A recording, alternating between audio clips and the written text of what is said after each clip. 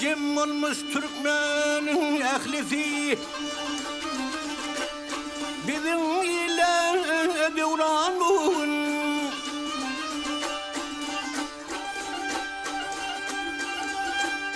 Zahanaya irar şöklesi parlar tuği tuğramun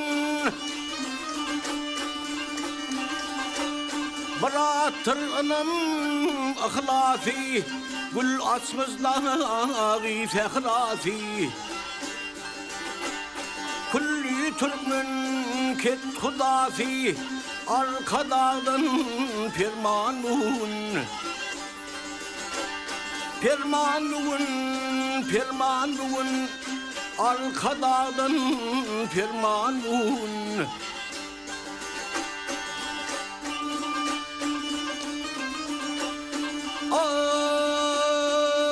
Adam der kardır Zakan gımmat didardır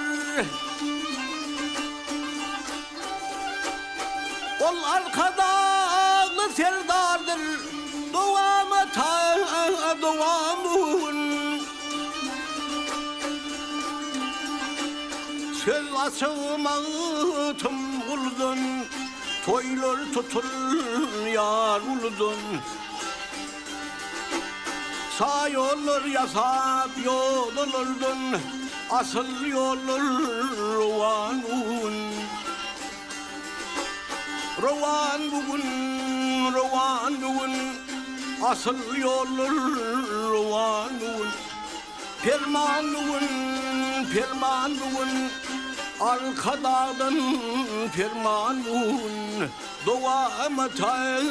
duamun